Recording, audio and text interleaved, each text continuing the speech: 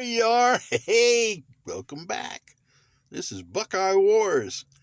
This is memories from what it was like growing up in El Dorado Hills, California, back in the 70s and the 80s. Now, I want to kind of give you an idea of what it looked like at our place when I was growing up. We didn't have a front lawn. When we moved in back in the very early 70s, our front yard was made up of red rock. I believe it's called pumice. Little bitty pieces of red rock. And my dad just loved that because he didn't have to mow the lawn because there wasn't one. We had a little, what's that called? Sugar elm tree, I think, that had those little balls about that big, little spiky balls on it. And when they first developed on the tree, they were green and hard. And then when they would die and still hang on the tree for a little while, they were kind of brownish, and they would fall and decorate the ground with these little spiky balls that you could throw at one another. And there was also a great big kind of a pine tree, but it was sprawling. It wasn't straight up and down like pine trees usually are. It was big and kind of had branches going all over the place, and that filled up a good portion of our yard. But the other portion where that little sugar pine or sugar maple or whatever the hell it was called, there was a lot of space that was just barren and covered with red rock. My dad thought it would be nifty to decorate that part right there. Now, as I've said before, we did an awful lot of swimming and messing around down at Folsom Lake because it was close, and the whole family was like mermaids, mermen and mermaids.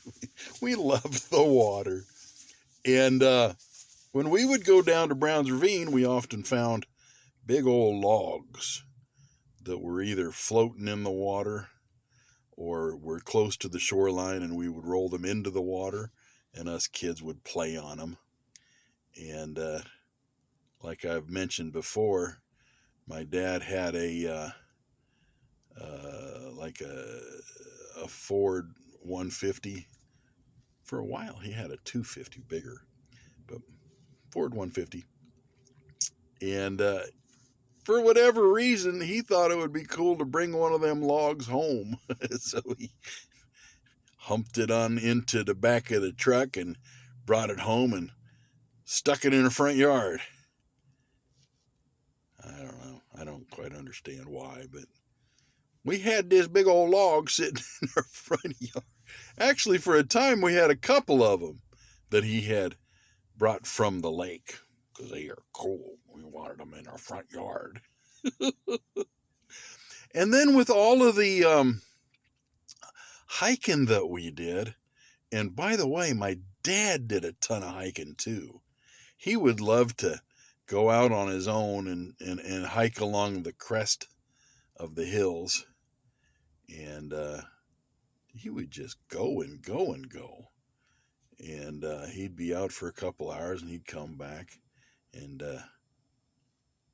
just tell us stories about his hikes and his communing with the cows and getting out there and just loving nature. Hiking around in El Dorado Hills was glorious. But every once in a while, you'd come across some things that you would find that were kind of nifty, and you'd either pick it up and put it in your pocket, or you'd, a little bit bigger, you'd hang on to it and bring it home. And we like to collect stuff. Over time, our front yard had some nifty rocks that had been found in our hiking, but in particular, my dad had accumulated some old, I don't know how old, but old um, sun bleached cow skulls, which had a bit of a country cowboy type feel about them. So our front yard had a couple of logs that we had picked up at Folsom Lake, and also had a couple of sun bleached cow skulls.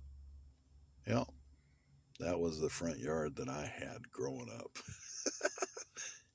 Kind of strange if you think about it, but it looked okay, I reckon.